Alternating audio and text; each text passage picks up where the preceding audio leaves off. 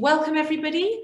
I'm absolutely delighted. We have Professor Sienna Craig with us here, and great to see a good audience, some familiar names here. So I'm going to just do a brief introduction of the Centre for Indies and South Asia, a few details of the talk, and of course introduce our speaker. So good morning, afternoon, evening, night, everyone across the world, and welcome to the UCLA Centre for Indian South Asia. My name is Anna Morecambe. I'm the Sambi Chair of Indian Music, and I'm currently convening the CISA events, Centre for India South Asia, as in. I'm convening with Bharat Venkat, and Jamaica Villegas is supporting us on admin. Many thanks to her, many thanks to Bharat, and of course, thanks to Akhil, who is the director of CISA. CISA supports research, hosts public lectures and workshops, and collaborates with other institutions and centres to raise the profile of South Asia on campus and more generally in Southern California. Our goal is to transform UCLA into one of the leading poles of integrated research activity on India and South Asia in the country through research, collaboration, and academic integration. Our public speaker series features UCLA faculty and distinguished scholars from around the globe, serving to introduce substantive coverage of new areas. So this is in a webinar format today, and we'll have a question session at the end. So please just type in questions into the Q&A. There's a Q&A button bottom of your Zoom screen. So if you type in questions there, we'll go through them at the end. And then what we can do is we can switch on your mic and switch in your video when you ask a question. You'll have to give us permission to do that. But it'll be nice if we can kind of see people's faces and names as we get to the Q&A. Before introducing our speaker, I want to do the acknowledgement of the traditional land caretakers. The Centre for India and South Asia, CISA, at UCLA, acknowledges the Gabrielino Tongva peoples as the traditional land caretakers of Stavanger, the Los Angeles Basin and Southern Channel Islands. As a land-grant institution, we pay our respects to the Honuk Vetum, the ancestors, Ahi Hiram, elders, and Ayu Hinkam, our relatives, relations, past, present, and emerging.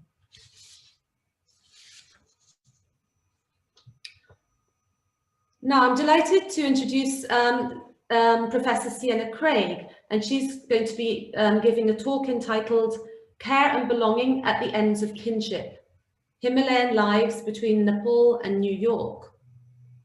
Professor Craig is Associate Professor of Anthropology at Dartmouth College. She received her PhD from Cornell University in 2006. And her research spans areas including Tibetan medicine, the social study of medicine, Mustang, Tibet, and the Himalayan world. She's the author of quite a number of books. Mustang in Black and White, which is with photographer Kevin Bubrisky, 2018. Healing Elements, Efficacy and the Social Ecologies of Tibetan Medicine, 2012. Horses Like Lightning, A Story of Passage Through the Himalaya, and her latest book, just published, The Ends of Kinship, Connecting Himalayan Lives Between Nepal and New York. So a very distinguished record of research. Her research has been supported by grants from the Guggenheim Foundation, the National Science Foundation, the Werner Gren Foundation for Anthropological Research, the Fulbright Commission, and the Social Science Research Council, among other sources. Professor Craig enjoys writing across genres, from literary ethnography and interdisciplinary social science research to creative non-fiction, fiction, children's literature, and poetry, and she writes for academic and also non-academic audiences. From 2012 to 2017, she was the co-editor of Himalaya, the Journal of the Association for Nepal and Himalayan Studies. And since 2009, she served as a member of the Executive Council of the International Association for the Study of Traditional Asian Medicine. Welcome, Sienna, and thank you so much for being here, and we're really looking forward to hearing your talk. Thank you so much, Anna, for that very warm and kind introduction, and thank you for the opportunity to give this talk. I know at least those of us in North America have a lot on our minds right now as we head into tomorrow, and so I appreciate you taking the time to be with me today, to think a little bit. I've just shared my screen about other parts of the world and other questions, but questions that certainly bear on the moment that we're in globally right now in a range of ways. Just so you know, so I've chosen to share the screen in this format. Hopefully you can all see it. It just makes it easier for me to then have my notes up in front of me, so I'm not looking down so much. I can at least feel like I'm connecting a little bit more directly with all of you. So as Anna introduced, I have a new book out, and that's what this talk will be structured around. The book is called The Ends of Kinship, as was mentioned, and it's really a story of, or many stories of migration and social change. It's a book that aspires to think in and through and with Tibetan and Himalayan concepts as a way of theory building and anthropology, and I'll talk a little bit more about that. And it's also a book that combines, very much on purpose, forms of narrative ethnography with short fiction, both of which I've written.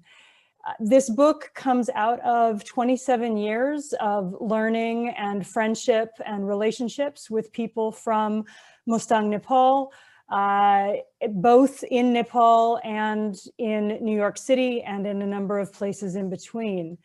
There are many people named in the book. All of the names in the book are pseudonyms or are fictionalized, except for 4. And those are people that I recognize at the very beginning of the book as people really without whom this book wouldn't have been written. I call them core relationships. And hopefully one of those folks is going to join today, my very dear friend, Nawang Tsering.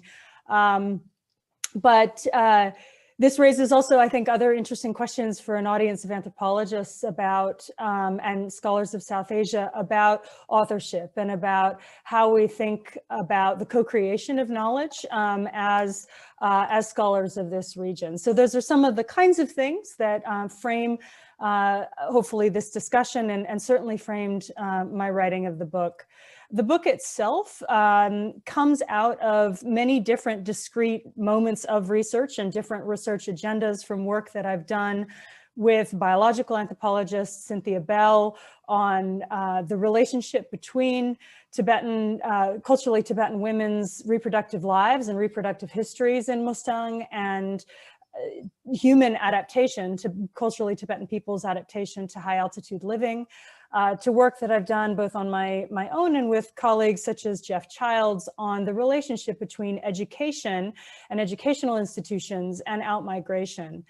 And a number of other discrete moments of research have gone into the crafting of this book. So I'd like to, though, begin by framing this also in recognition of and in relation to, first and foremost, the people of Mustang, and specifically the person that you're seeing on the screen right now, Jigme Dorje Palbarbista. The book is dedicated to him. He was the 25th king of Lo. Lo is the local Tibetan name for the region of Upper Mustang, and I'll show you some maps in a second. But I just like to begin by reading the first 2 paragraphs of the book that honor the king, and that also give a sense of the ways that this is a translocal story, as well as a story of many worlds within our one world. On December 16th, 2016, just before noon, I was walking through a forest steeped in snow in rural Vermont. Sun came and went between the clouds. It was quiet, spare. Crystalline light reflected off the frozen surface of a nearby pond. The world felt peaceful, filled with grace and presence, even as it was marked by absence. Bare birch trees, pale winter light. I did not know it at the time, but as I was walking, Jigme Dorje Palbarbista, the 25th king of Lo, was leaving the shell of his body, his consciousness released. He was 86 years old. Although he died in Kathmandu, Bisa ruled his cultural and political domain in the northern reaches of Mustang district, Nepal, for more than half a century. I had the good fortune to have known him in some small way for 20 years. We shared an affinity for horses and a love for the place he called home. So, as some of you may know, Mustang, and this is a picture of Mustang, a picture of the Kali Gandaki River Valley and trade corridor. Mustang is located in the rain shadow of the Himalaya, in between Dhaulagiri and the Annapurna Massif, and to the north, abutting the Tibet Autonomous Region within the People's Republic of China. This region has been a space of trade and exchange, both cultural and economic, and in many ways also political, for centuries. It's a Buddhist place, a Tibetan Buddhist place, but also a place that has many echoes and remnants and pieces today still of a pre-Buddhist past and a pre-Buddhist present, which perhaps sounds funny, but we can talk about that. But it is a region that has been, again, governed in certain ways by the king that I just showed you a picture of, but also very much is part of the Nepali nation state. This is Lomanthang, the walled city where the king was born and raised and where he lived. Montang means plain of aspiration, and this was a city that was founded after the founding of the Kingdom of Lo in the late 14th century in 1380. Basically by people who were connected to the Western Tibetan kingdoms of Guntang. During the period of essentially the founding and the consolidation of the Kingdom of Lo, in toward the founding and consolidation as it were of the nation state of Nepal, there were many moments of alliance and connection that were built. And so the territory that came to be known, or has come to be known as Mustang, was incorporated into the nation state of Nepal between the mid to late 18th century. In this and other senses, people from Mustang are and are not Tibetans. And again, this is something we might come back to in the Q&A, these questions of how citizenship and identity and belonging rest with each other. Like most of us, people from Mustang hold multiple identities. They are citizens of Nepal. They are also culturally Tibetan people. And sometimes this is a complicated relationship. This is, again, a picture of the king on the left and a picture of the queen of Mustang on the right, as a way, again, of saying that the Lo Gyalpo, or the king, also known as the Raja of Mustang in Nepali, was one of 4 such figures who were recognized by the Nepali state and by Nepali law from 1961 until 2008 as essentially local leaders with certain degrees of power and autonomy, but also very much incorporated into the Nepali nation state. In 2008, as many on this webinar I'm sure know, Nepal transitioned from being essentially a Hindu monarchy and a parliamentary democracy to a secular federalist republic. And yet the connections between Nepal, or between Mustang and Tibet, run very, very deep. The queen, in fact, came from Shigatse, Tibet to marry the king in 1950. In addition to that, the annexation of Tibet by China in 1959 and all of its ensuing political ramifications have had profound influences on the history of Lo, including but not limited to the fact that that Mustang was the main base of operations for the Khampa, the Tibetan resistance forces, from 1960 to 1974. And again, as I'm sure some of you know, this was a movement that was in part supported by the US CIA. This is all to say that Mustang remains a sensitive border region, and it has been so for quite a long time. This is a picture taken at the king's funeral in December, late December 2016. The king, as I've alluded to, was known by many names, the Raja of Mustang, the Logyalpo, the King of Mustang, but locally he was known as Kundun, which for those of you who know the Tibetan cultural world will know that this is a term of respect and regard that's also used for His Holiness the Dalai Lama, and it means generally presence. And so think about the fact that again, this person was, although he ended his life without much in the way of real political power, he had deep social and cultural power in the region, and his descendants retain much of that power and influence. And when I picture the king, I am reminded of all of that: his stately dignity, his broad face, his expressive lips, the ways he would offer words of advice to his people, the way that, especially toward his latter years, he spent a lot of time in Buddhist prayer. He was a very intense and beautiful presence, and yet also someone who could be very playful and joyous, and who loved Mustang very deeply. This is a picture of Lomantang at sunrise. And the reason that I chose to put it in there is that it begins to get us toward this concept of kora that I want to talk about in more depth. But essentially to say that when I think of the king, I think of him both as a man at work in his domain, riding horses, shearing sheep, wrangling yak, and being there for his people. And at the same time, I remember seeing him in the early morning hours doing his kora, his circumambulation around the walled city along this route. And although those who carry on the royal lineage invested in Mustang's future are very much present in the lives of people from Mustang, whether they live in New York or Nepal or places in between. The death of this past king is really indeed the end of an era. A Nepali media report that came out in the wake of the king's death said that his last words to his family were, "Never migrate from the village or the district." And of course, I can't confirm the veracity of this statement, but I do believe in its essence. The king loved his home fiercely with his whole being. And even so, this dying wish is a promise that is impossible to keep, and in many ways is the task at hand for me in this book to describe. So this book very much is about cycles and movement between Nepal and New York. And one of the things to say at this point is that mobility and migration are not a new phenomenon to people from Mustang. In fact, it's meant, mobility has been a key part of what it's meant to be from Mustang for decades, if not centuries.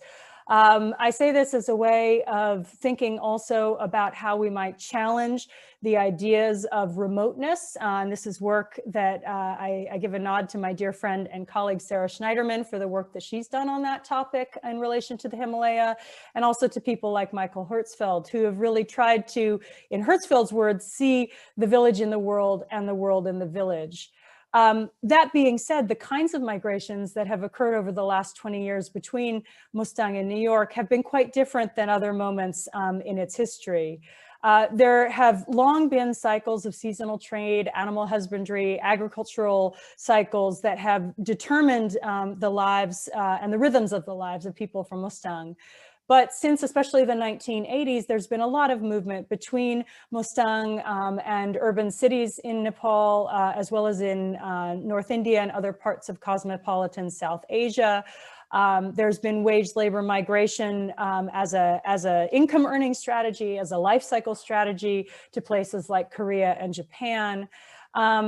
Tourism has come to Mustang, especially Upper Mustang, since 1992. And before that, it was a restricted area to foreigners. But Lower Mustang has been a part of the Nepal trekking scene and circuit since the late 1970s, early 1980s. Since the early to mid 1990s, outmigration for education has become again, a structurer of Mustang life and part of the cycles of mobility and migration. So migration here is both an economic strategy and certainly in the case of Nepal, a response to forms of political uncertainty.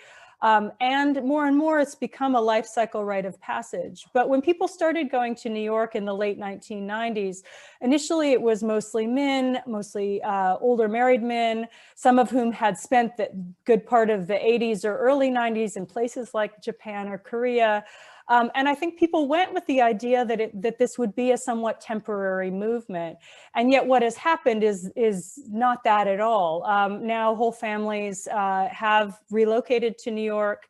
There's also increasing migration from Mustang to different parts of Europe, especially actually to France. And that's been particularly on the uptick since the election of Trump in 2016. I've mentioned that Mustang is a sensitive border region, in part because of its history. Another thing to mention is that the trade relations across the border between Mustang and the Tibet Autonomous Region is also significant and important to pay attention to. Unlike other north-south corridors in Nepal, the road between Mustang or Nepal and China through Mustang is essentially quite easy geographically. And yet, again, it remains very sensitive politically. Uranium was discovered in Mustang in 2014. And this, again, adds to a layer of questions and uncertainty about lives between Mustang and other places.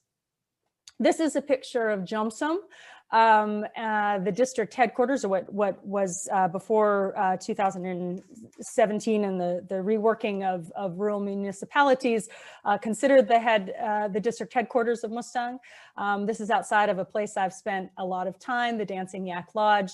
And it's a way of also saying that Mustang is very much a tourist center still today, at least before COVID. And it's a place that lives in really interesting ways between tradition and modernity. The image on the right is from a wonderful Nepali contemporary artist named Bidata KC. And this is from a series she did called Shifting Values that was all inspired by her trips to Mustang. So you have Yak Donald's and Illy Coffee and the Romeo and Juliet Lodge and restaurant and snooker houses all sort of melting into and in relation to Tibetan religious texts. And I think this does say something about the dynamics, again, of change and continuity that are at work in Mustang. It also says something about the road. And again, that may be something that we get into a little bit more. And I'm going to read a little section of the book that deals with the road a bit. So here's, again, one way of thinking about what Mustang looks like, or the locations that center Mustangi life. And here is another. This is Roosevelt Avenue in Queens.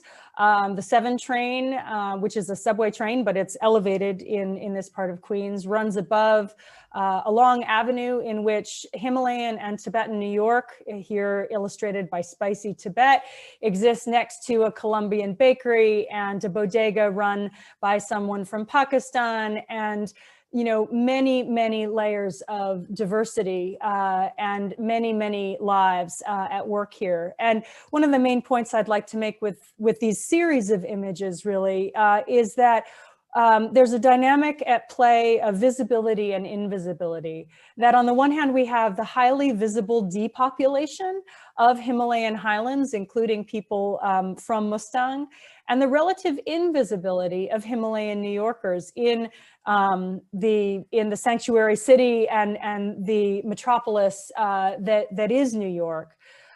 So I haven't given you numbers yet, but just to say that Mustang District has a population of about 13,000 to 14,000 people, about 9,000 to 10,000 of whom are considered ethnically or culturally Tibetan. Of those, about 2,500 people are in New York. And this does not count young people who've been born in New York, who are essentially Mustangi Americans. The numbers for a general population of Himalayan and Tibetan people in New York is, again, quite tricky to come by for all sorts of reasons, but estimates range between 30,000 and 50,000 people from this region of the world living in New York City.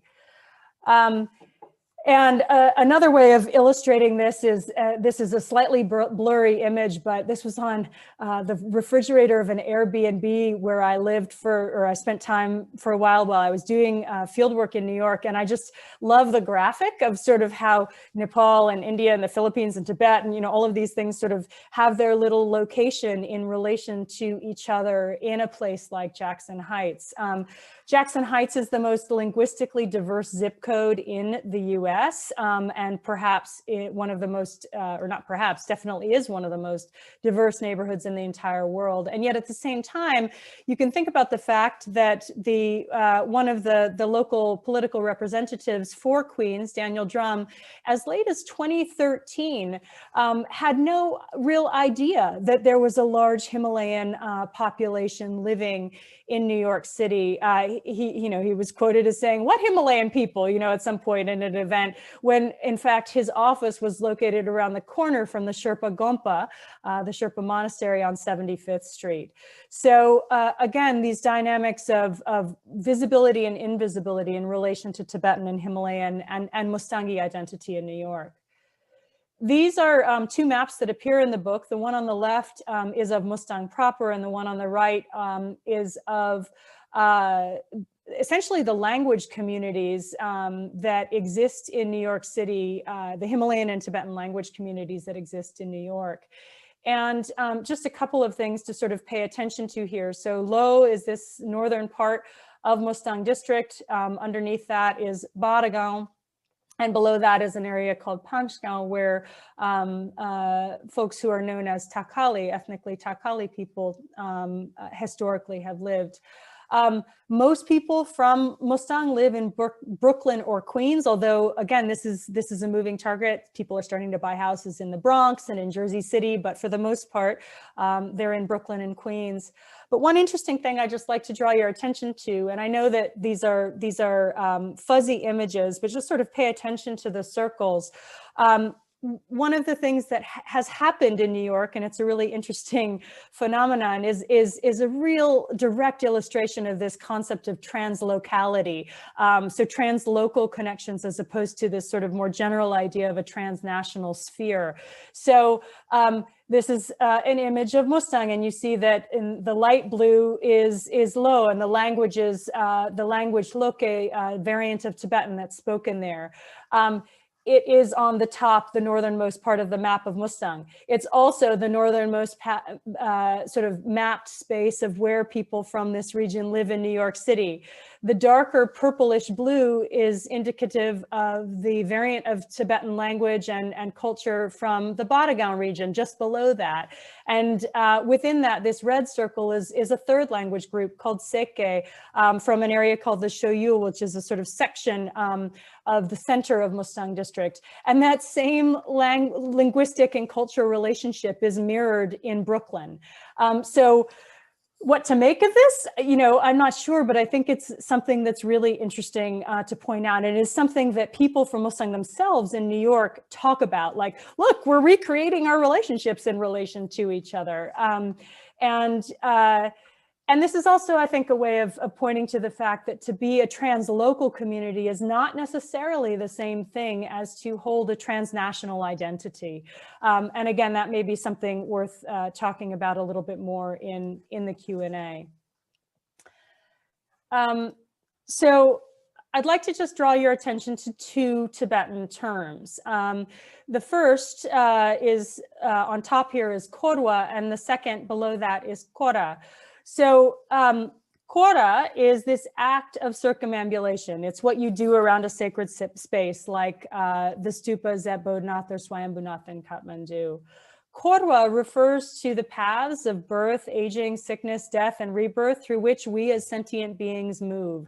So in Sanskrit and also in popular culture, what we call samsara. And so I have used these two concepts very much in my thinking to try to understand and to theorize and to tell the stories of migration and mobility in and through Mustang. And I do it by essentially transliterating or glossing in English these two concepts as K-H-O-R-A, Khora, and talking about the Khora of migration. This is a way of representing imperfectly in an English language text the relationship between these concepts. So in a sense, Khora marks the many different discrete lives that one can live within one human life, including a human life that is interwoven with migration. But it's also a reckoning of time, of life, of Buddhist teachings, and the circling of those things. The turning of the wheel in and through specific locations, if you will. I've very much come to understand migration as a form of Khora. So this concept is really helping me to think about the dynamics of movement, of world making, attendant experiences also of loss and wonder that shape diaspora migration and experiences of social change therein. And just to say that, you know, this is a choice of sort of theoretical framing that is very much, it's done for a lot of specific reasons. I'm choosing to root this book within a framework that comes from Himalayan and Tibetan communities, not only because it reflects vernacular understanding, so in other words, not just because people speak about and practice Khora, but also because I think this concept carries conceptual weight. And as we are, I think, thinking more and more about this in anthropology, you know, to try to expand theory building, not just as something that emerges with our ethnographic examples around the edges from continental philosophy, but rather that concepts that come from specific cultural contexts, such as the Himalayan region or Tibet, can, I think, do broader work to help us consider migration in a more overarching sense, from the legal obstacles and the economic prospects that it confers to how it reshapes families and communities, including connections to place and to each other and to language and culture. So as a sort of a broad statement, Khora stands for the pathways we travel from one life or one country or one world to the next and back again. And this cyclic nature of it, I think, is also incredibly important. I think, you know, there's been a lot of great work done in anthropology to think about how diaspora is not linear, but I think Khora helps us with that. It helps us see the circles and the cycles that are part of diasporic life and part of migration. It connects very much, I would say, to anthropological discussions of modernity and mobility in a range of ways. And again, I'd love to talk more about that with you all. In the interest of time, though, I'm going to keep going. So the ends of kinship. Sometimes when people see this title, they initially think that I'm talking about end, singular, and that could not be further from the truth. I'm very much talking about ends as non-singular ways of thinking about how we connect with each other and how, in a sense, through the Khora of migration, these relationships of kinship get frayed at moments, get tied and retied, get reaffirmed, and the ways that kinship also works on and through migration, or migration works on and through kinship. This is an image that's sort of a reflection and refraction of this idea. It's one of many collages of images that rest in Mustang homes that reflect the lives of people that are living elsewhere, that mirror, in a sense, presence and absence that come with and through the ends of kinship and the Khora of migration. But fundamentally, again, the ends are about relationships, and they're about how we continue to tie up or shore up the fabric of duty and desire that is kinship as it's experienced through the transformative process of migration. And this is, in a sense, one way of illustrating some of these dynamics. So on the left is a picture that hangs outside of one of the daycares in Mustang. And on the right, there's an image of a grandmother caring for a grandchild whose parents are working in New York. This is a very real, very tangible way of saying that the Kora of migration depends on kinship, depends on the capacity for those young people who are making it in New York, often in the case of women, taking care of other people's children. That dynamic depends on being able to send their young children home to family in Nepal for that critical period, sort of between when a child is weaned and when they're ready for school. And then they go back to New York and they go to school. And so again, this is another way to think about the circles and the cycles. This is just a quick image of the inside of the Sherpa Monastery on 75th Street in Queens, as a way, again, of saying that the ends of kinship very much also work at the beginning and the ends of life. And they have profound effects for everybody at every stage of life, but especially for elders, whether or not they are back in Nepal or make the massive cultural and linguistic transition and affective transition from Nepal to New York when they are elders. This is an image actually of Nawang, and this shirt says Lokdro, or return in Tibetan, which is a phrase that comes to mean something quite specific in the Tibetan exile community. It's about this idea of returning to Tibet, but it's a very powerful picture to me to illustrate, on the one hand, a similar, and on the other hand, a very different dynamic for young people from Mustang about this question of whether or not, or how, or in what ways they will return to where they were born and raised, and how people will continue to abide with each other and be there for each other through the patterns and the cycles of migration. In writing this book, I read a lot of different things,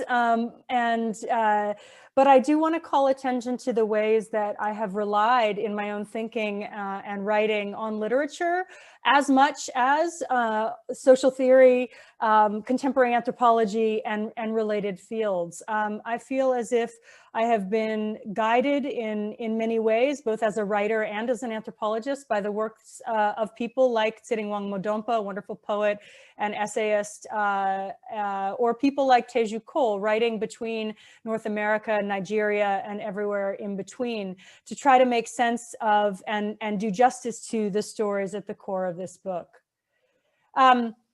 Like I said, I have combined fiction with ethnography in this text, and there are a lot of different reasons why I've done this. I will simply say for now that as a writer, I believe it takes imagination and sometimes the process of creating fictional worlds in order to see and tell social truths. And yet, as an anthropologist, I argue that fiction as a method and as a form reveals the strengths and some of the limits of ethnographic knowing, specifically when it comes to letting the imagination foster empathy and curiosity.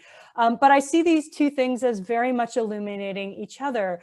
Anthropological theory and ethnographic practice enfold specific human dramas within larger webs of meaning, but fiction shapes the stories held within data into very complex, sensory, affective, and dramatic experiences that speak to and beyond the specifics of culture. And so as I tell stories about one small part of the world, I think these two modes of storytelling help to illuminate why they matter beyond and inclusive of Mustang.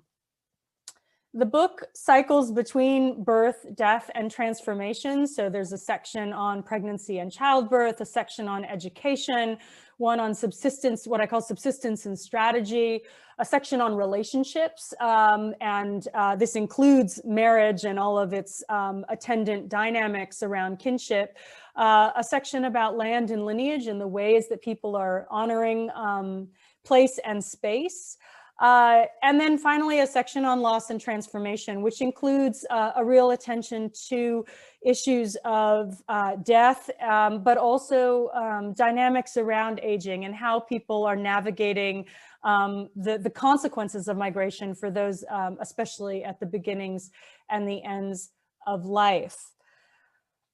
So we have 15 minutes left, and if you don't mind, I'd like to just spend a couple of minutes, maybe the next 5 or so, reading just a few short bits from one from a short story and one from a section of narrative ethnography. I don't think we have time to read all that I was planning on, but I'll just read a tiny bit to give you a sense of voice, really, and some of the ways that these dynamics hang together through story and through ethnography.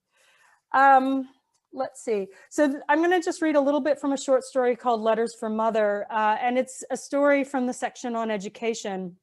But it's a story about a young woman coming to New York, figuring out how to be a parent eventually, and having a lot of questions about her life and the lives of her parents. She was born into a very poor family. She never knew her father. Her mother was very couldn't really reveal a lot about her past for various social reasons. And so this little scene is at a Losar party in New York City. It was at a Losar party, Losar's Tibetan New Year, sorry, by the way, late in the evening during her first year in New York. She'd been in the bathroom smoothing her chuba in the mirror. An older woman emerged from one of the stalls. Instead of just adjusting her outfit, fixing her hair clip, or washing her hands, she stared at Wangmo with a look that hooked incredulity to compassion. "Whose daughter are you?" the woman asked. Her speech was slightly slurred, as if a shot of Johnny Walker Black Label, meant for the men, had made it into her Coke. Perhaps it was the slow medicine of drink that made the woman pause, that made her notice Wangmo in the first place. There was no escaping kinship here. Wangmo knew that this woman expected the name of her father, but she gave a different answer. "My mother is no longer. She was from Montang." The woman fixed her gaze on Wangmo's features. "She was poor, from that little corner house, right? I remember her and the family she worked for. You must be that nobleman's Nyemo." And Nyemo is an illegitimate daughter. "Your eyes are just like his. How old are you? About 20? I remember how hard she worked in their fields." "Ninje, your mother died when you were young. I knew your brother, her brother, the one who was killed in India. But you found a good foreign sponsor for school in Kathmandu, right? At least you got an education." The woman gestured to her forehead. She did not have to say anything for Wangmo to know what she meant. Karma was written here, inscribed in invisible ink on the swath of skin above the eyes. And now here we all are, rich and poor, yoked to the promise of money in New York. In this place of public secrets, a woman she had never met, of whom she had no memory, had just succeeded in giving voice to so many things that Wangmo wanted not to hear, not to name, and yet ached to know. She had done so with a turn of phrase that dizzied Wangmo, but that also made her strangely satisfied with the ways that language could harness truth. Pleased with her discovery, this falling into place of another piece in the mosaic of kinship that stretched between Nepal and New York, the woman now seemed disinterested in Wangmo. She adjusted her apron and headed out the door. Before that encounter, Wangmo had often wondered if the man this woman named was her father, but she had never received direct confirmation. The moment opened up so many emotions, from outrage to pity. As she used to do with her friend Maya when they had lain awake in their dormitory cots in boarding school in Kathmandu, she now found herself spinning stories about people she did not know, the people who were her parents. So that's a little bit from fiction. Let's see. I'll just read a tiny bit from a nonfiction section that's in the subsistence and strategy part of the book in a chapter called Bringing Home the Trade. And I'm just going to read the sort of very end of a section called The Ex-Monk Jeep Mafia. And this, let's see, where to go. I'll introduce that Nawang, we're all trying to make our way up to a village and trying to get a ride with some local Jeeps, but they're being challenging. And Nawang's trying to negotiate. Usually generous and good-natured, Nawang grumbles as we begin the vertical climb from the riverside to the village. They're just waiting for that big tourist group behind us because they'll be able to charge them 3,000 rupees for a 10-minute ride. We arrive, sweaty and with grit in our teeth, at the trekking lodge that doubles as the Jeep counter. I buy Cokes and orange Fanta for the group. We run our heads under the village water tap and wipe off the dust, now mud, from our faces. Nawang heads off to buy our passage to Gilling. He returns a few minutes later, clutching a thin pink piece of paper, our collective ticket. They wouldn't sell us seats on the afternoon local, he says. They made us book a private Jeep. Said they only had room for 3 more people on the local, but really it's because they know we're here with 2 foreigners. Nawang motions to me and my student, Hannah, who's accompanied me on this trip. With more tourists coming just behind, they can charge us whatever they want. Nawang looks agitated for a moment, but then breaks into a smile. But it's okay. They tried to charge us 8,000 rupees. Then I started talking to the boy behind the counter. I thought I knew his face. And you know what? He was in the same class as my younger brother. His parents sent him down to Peno Rinpoche's monastery in South India when he was 12. Now he's 22 and an ex-monk, a Tralo. So anyway, we started talking and he charged us 5,000 only. Half the drivers up here are Tralo, Kunzum responds. Given the work she's been doing to build a new community school in the village of Gami, she navigates this stretch of Mustang Highway often. Kunzum does not suffer fools, and she has had to negotiate continuously to get building supplies and provisions up valley. Fucking Talok mafia, she mutters. They spend the first part of their lives earning merit and the second part of their lives swindling people out of money. But Didi, how else are they going to make a living? Nawang responds. His initial agitation has melted away and he's gotten curious about this situation, its economic and social implications. Although he's lived in New York for the better part of a decade, Nawang remains attuned to life in Mustang. Sure, they need to make money, Kunzum responds, and I don't really care if they leave the monastery. Half of them were sent off by their parents as soon as they could wipe their own behinds. Most don't know where they belong, but they've ended up back here. At least they got some education, she says, her voice softening. That ticket seller told me that most of the drivers have also tried and failed to go out, Nawang adds, out being a euphemism for migration abroad. He has 2 sisters in New York and a cousin in France. More are going to France these days. He tried twice to get a visa for the US and failed. Now he'll drive for others until he can afford his own Jeep or save enough money to build a house in Pokhara. After all those years in India, he doesn't really feel good up here in the mountains. That's what happens when you get the abroad virus and you don't get the visa injection, says Kunzum. You feel sick wherever you are. So I will stop there and stop the screen share and look forward to your questions. Thank you so much, Sienna. That was an absolutely fantastic talk. It was so rich and stimulating, talking about theory, reminding us to not just stick to that, Euro-American theory. And it was just absolutely beautifully illustrated. I don't want to dominate the question time, but could you just say a little about those the photographs and the drawings? They're just beautiful, absolutely wonderful work. I'm sure we haven't got our clap kind of thing enabled, but I'm sure everybody is clapping really, really forcefully. And anybody who hasn't read your book yet will be doing so.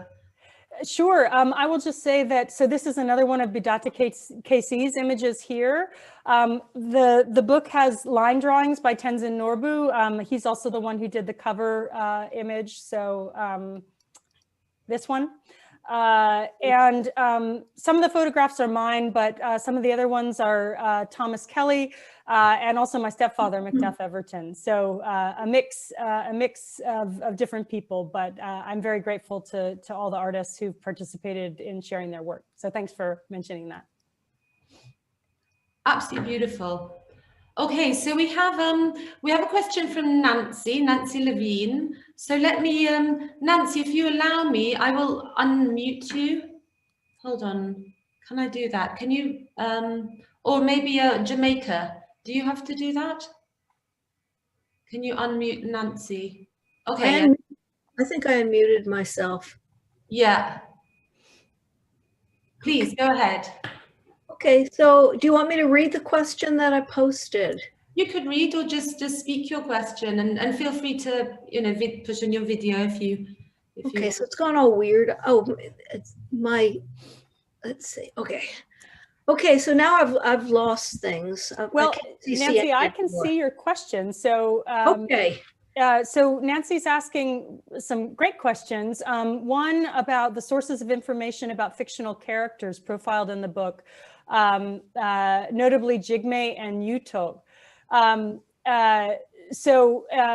Generally speaking, you know, the fictional the fiction has veracity in terms of where it comes from ethnographically, and yet the fiction is truly fiction. These are not individual characters. They are composites and works of fiction that come from a lot of fieldwork experience. And you know, again, part of the reason I think to use fiction in this instance is to be able to write carefully and hopefully with a lot of empathy and thought about challenging issues, whether that be illegitimate children or the two people that I think, Nancy, you're referring to. One is a young person going through an arranged marriage who's struggling also with issues like his own sexuality, or another character who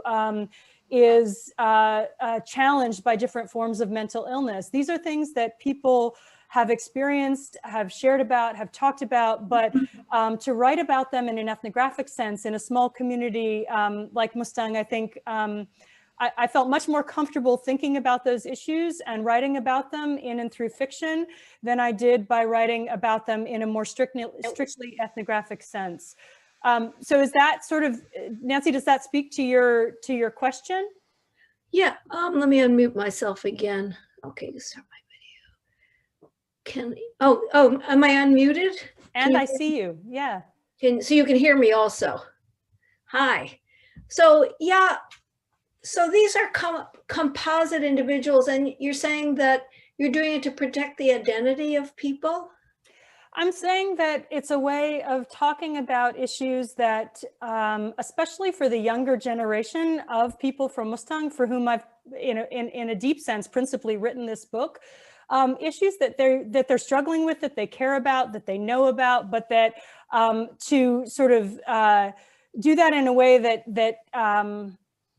doesn't name or work specifically with one particular family or one particular set of circumstances, but to do that in a way that fiction allows, to do hopefully justice to it, but also to do it,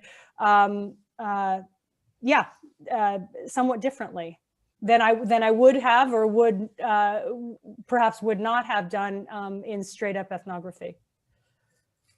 Right.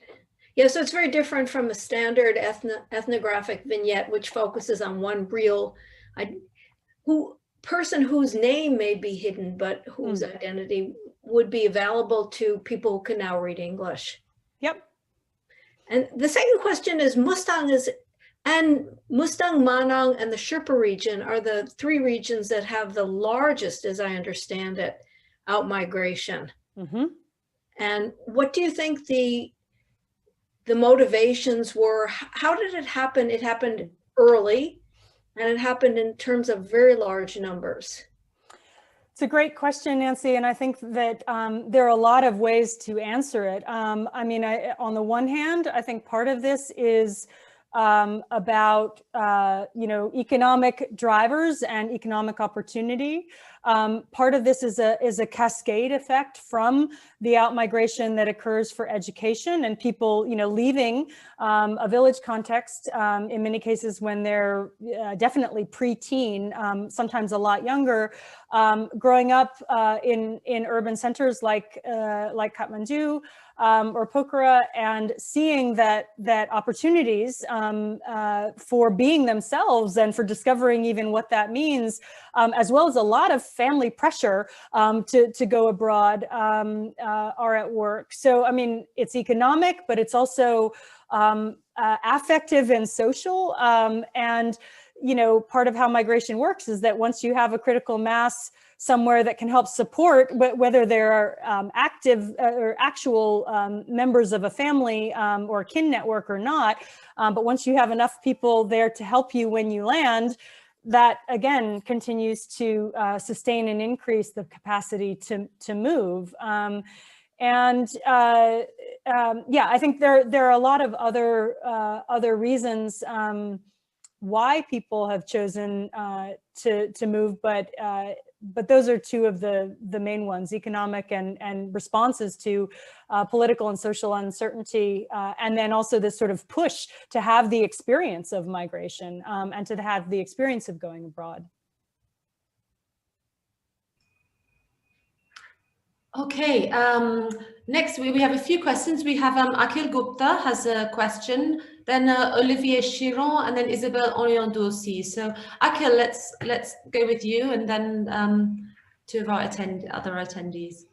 Okay, thank you, Anna. Sienna, that was a wonderful talk. I really enjoyed it. I wanted to ask you about what you had to say about using the notion of Kora for thinking about migration. And so I saw that as a kind of move that the journal How has tried to do, saying we can take these concepts and we can actually understand what's happening outside of that world using these concepts, etc.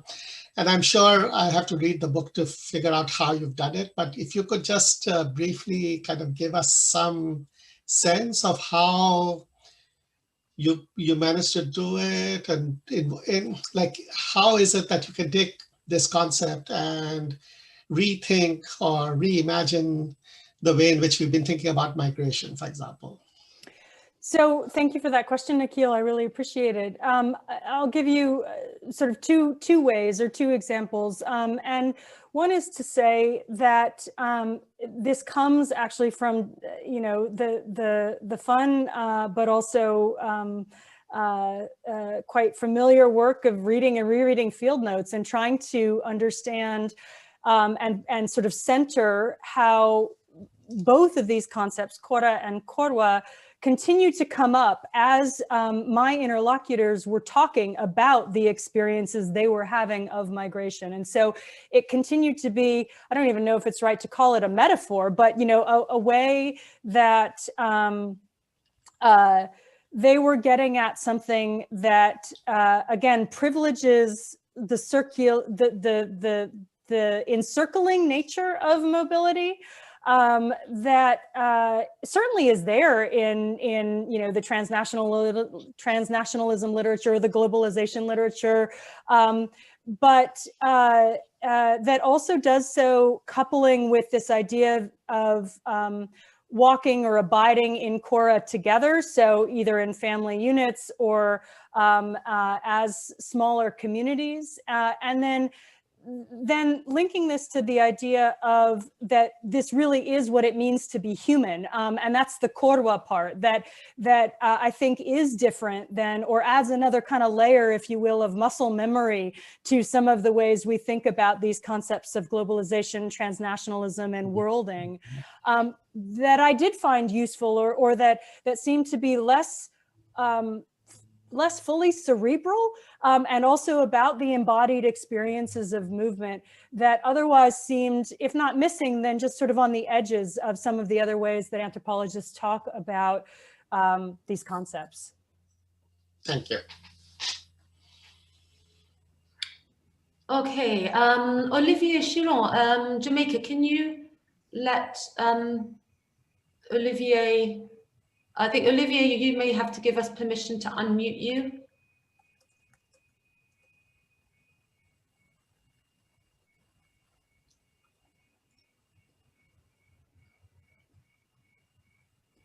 Now you're unmuted, Olivier. Yes. So Yes, please, you can hear me? Speak your question, because not everybody, only panelists can see the Q&A. Yes. I can hear you. In the sense of mobility, do you think that the real boundaries between Mustang and New York are into the mind for the Nepalese Mustangis more than in the geographical distance? I think that's a really interesting question, Olivier, and I think my answer is both and. I think that distances exist in the mind and in other ways in the bodies of people, but also very much geography and geographical distance matters. I mean, we are feeling that, all of us, more than ever these days, right? With the current realities that we are living in. It does matter, in other words, that even though someone can be on WeChat every day with their friends or their relatives around the world, and many people are, it matters that an elder son who's in New York, maybe because of his visa status, maybe because of COVID, can't pick up and go back home to attend to important moments in a family's life or death. Geography does really matter. Geography, I would say, matters in more micro senses as well.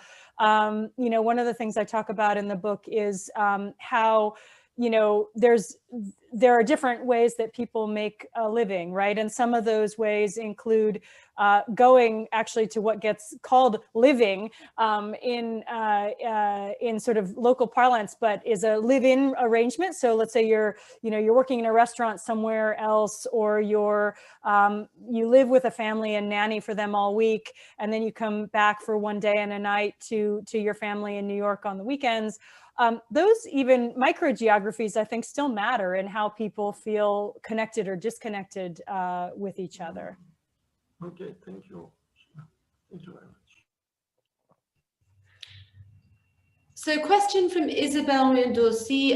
She says she can't switch on her microphone, so I'm just going to read it out so everybody can hear it. Thank you, Sienna. That was a truly inspiring talk. Fabulous work, spanning so long and embracing so many dimensions. I'm sure we all agree.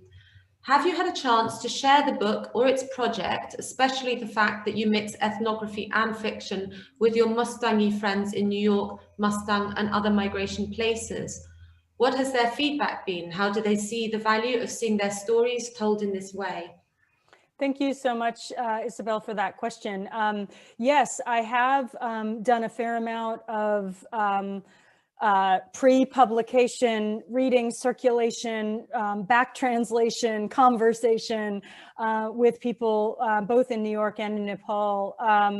And it's been really fun. And in fact, I took a version, a whole first draft of the book back to Mustang in 2018 and spent a lot of that fieldwork trip basically just doing that, reading sections, going back and forth. And I think in general, and I've shared whole drafts of the book with a handful of key friends and people I've known for a long time in New York who are very comfortable in English as well. And, I think that the feedback in general has been positive and helpful, certainly in the draft forums, to get their feedback, to hear what resonated and what didn't resonate, and how that then related to my own revising process as a writer. But also, I think for many of them, the line between fiction, the reasons for the fiction, I think, are really clear to them, and I think for the most part quite appreciated. But the lines then between one form of storytelling and the other,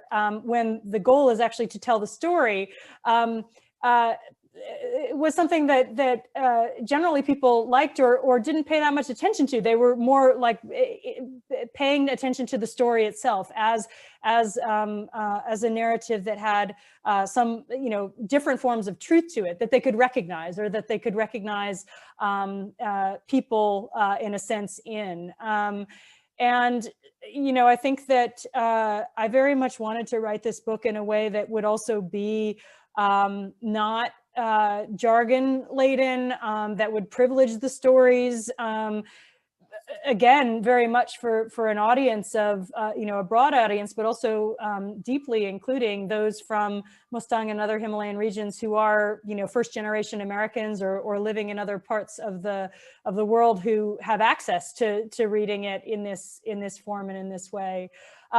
this is also to say that I hope that people from Mustang and from other parts of the Himalaya, as many people already are doing, continue to write and share their own stories in their own words. I am not Mustangi, I'm not Nepali, I never will be, I never would claim that. And yet, I will never walk their Kora in their shoes, but I've felt very grateful to walk alongside. And I think part of the intergenerational knowledge that comes from having had the good fortune to go to Mustang when I was only 19, and here I am 46, still in relation with people, that provides a kind of time depth that I think is interesting and valuable, especially to some of the younger generation who may not have spent any or very little time in Mustang itself. Have we got any other questions? Does anybody want to raise their hand or type something into the Q&A? As people, oh yeah, Sarah Schneiderman, Jamaica, can you allow Sarah to speak? Welcome, Sarah.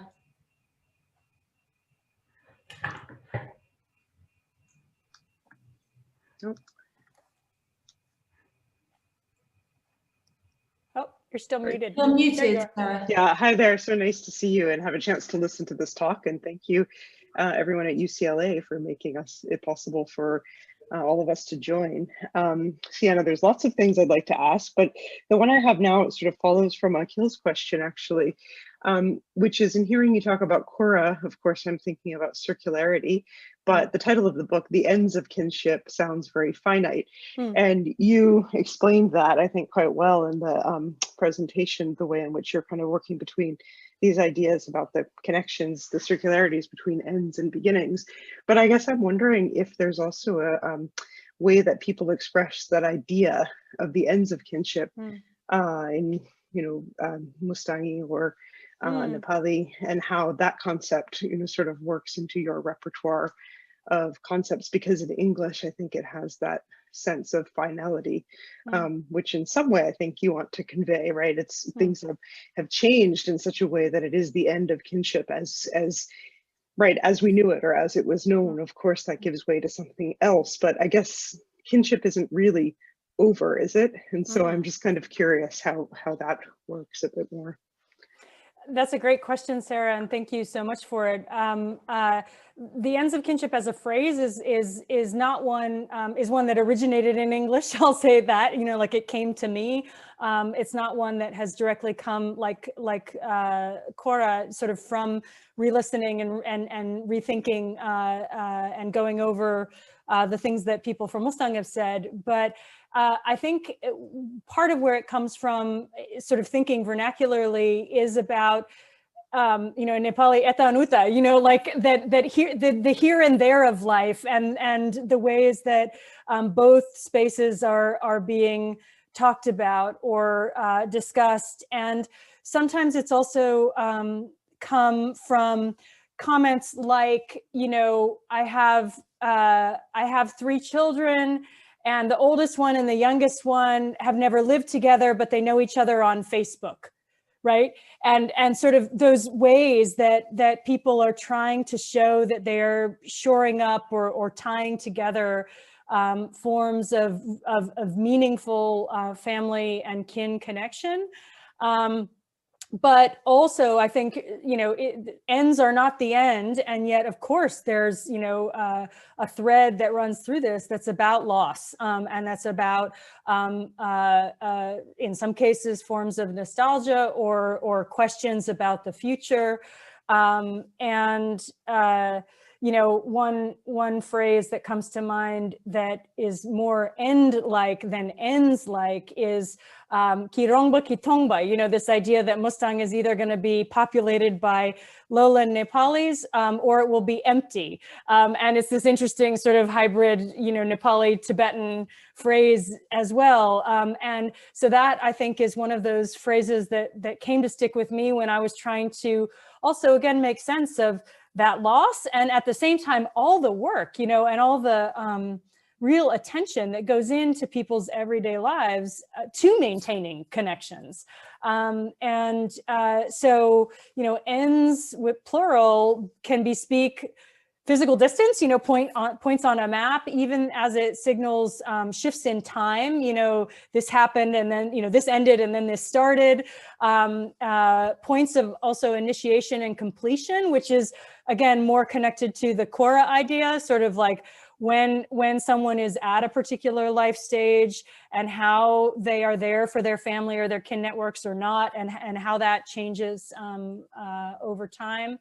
So yeah, so those are some of the ways that I have tried to think with what people have said to me, and also how I've sort of thought myself with and through that concept.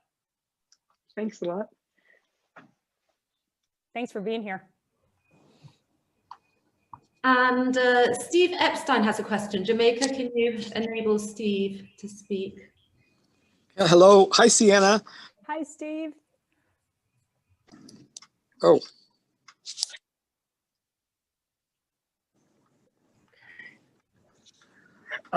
Sienna, my question is, you know, I'm an anthropologist, and I've read some anthropological treatises and books, but I've never read anything like yours. And I guess I was so surprised by it that it reads like a novel, and it with the short stories. And I thought, are there other anthropological books like this? Is this in fact, you know, honestly, basically a new form? I was just so surprised by what I ended up reading, and I was quite touched and moved by the book, as I mentioned to you before. But what about in terms of what this is? Good question. So I will say that there are definitely a lot of spaces and places in the anthropological world and in works of fiction and creative nonfiction that can overlap. I have certainly been inspired by, and some levels given the courage to do this by other anthropologists who have chosen to use different forms to express a narrative or a set of stories about what they've learned from and through anthropological research. A couple of people come to mind, people like Kira Narayan. But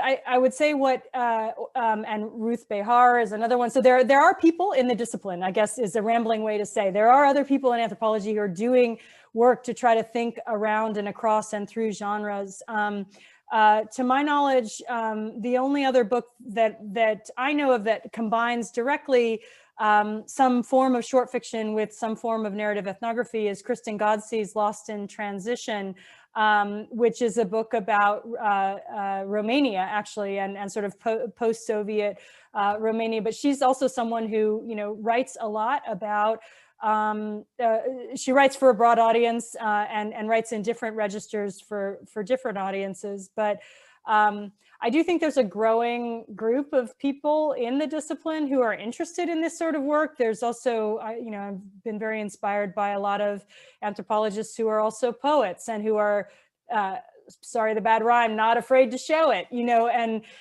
who are trying to think about the different ways that we share or recount anthropological knowing and the limits of that knowing by and through form.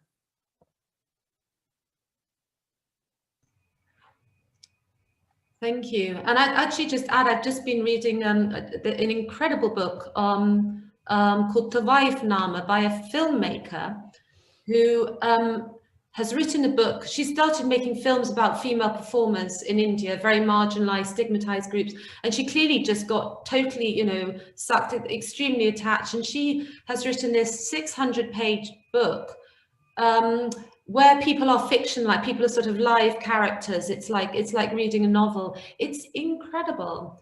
It's not written as an academic book in the sense that you don't have, you know, footnotes and so on, though she's read a lot of academic work.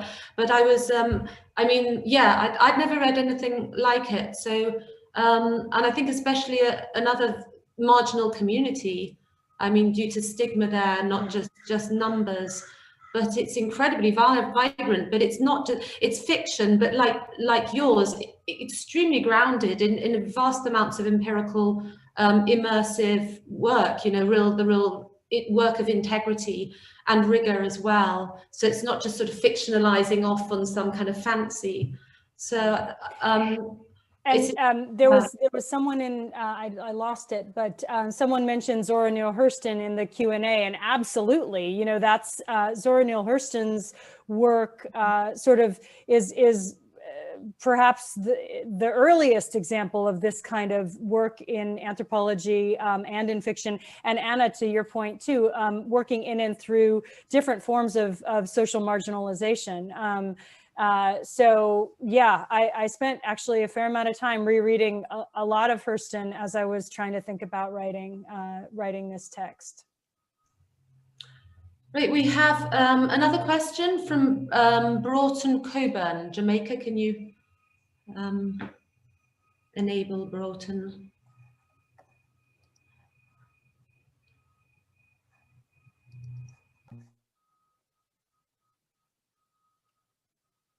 Broughton, you should be able to unmute yourself now and switch on the video if you like.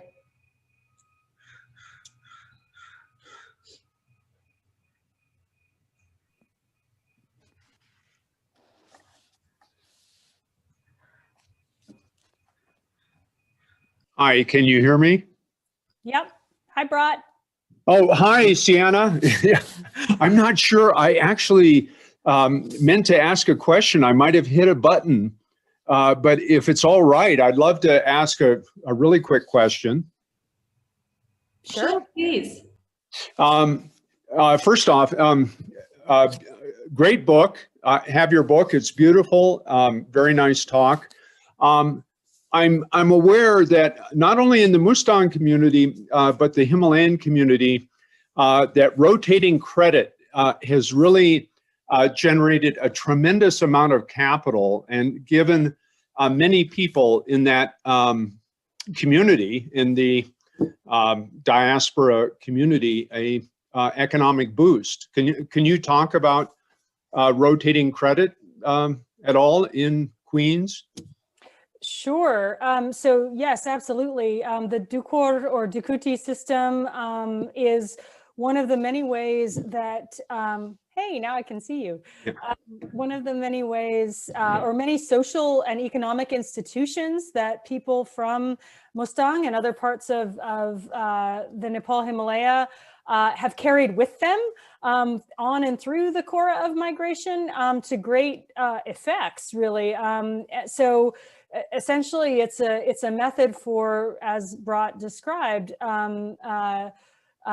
sharing and accruing capital such that people can do things like have money to put a down payment on a house or to pay for some of the other elements that go into being able to migrate. Du is time in Tibetan, and kor is, you know, to circle, right? So the idea is that, you know, you each put in a certain amount of money, and then it rotates, and in the end you get, so whoever goes first gets a large lump sum that then they again pay back what they put in at a certain point, but it allows people to act collectively, but also for individual purposes in a really quite strategic way. You know, there's also just the institution of a kiduk, you know, ki meaning kipo, happy, and duk meaning dupo, or suffering, or hardship. And so the kiduk is it's a social service organization, and again, a system from one part of the world transformed into a system and an organizing principle in another part of the world. Those parts of the world talk to each other all the time. And I think it's something that's really struck, you know, the people I've talked to about the Kora of migration, who work with migrant communities in New York City from other parts of the world, where there isn't as strong a sense of sort of community social structures like the Dukor, the Dukuti, or the Kiduk, and how how well that has served people, really. I mean, there can be challenges and there can be gossip and there can be disagreements and politics and all those things. But again, it's an institution that has facilitated a lot. So yeah, it's good to bring that out. Great. Okay, I think we should probably be winding down unless anybody has another burning question or comment. I can't see any hands up or any new comments, any new questions in the Q&A. So, okay, so thanks everybody for coming, and lots of wonderful questions and discussion, and a huge thank you to Sienna. That was just such a wonderful talk, and I can't wait to read your book. And I hope it does really, really well. I hope it gets the, you know, the attention, publicity it deserves, and people can really learn from it. There's so much that it's so incredibly thought-provoking. Thanks so much, Anna, for facilitating this, for the invitation, and thanks to everybody who showed up. I really appreciate it. I don't take your presence for granted, especially as we all have so much else on our minds and in our hearts these days. So take care, everybody, and hope to see some of you in real life at some point. Thanks again. Bye-bye, everyone. Take care.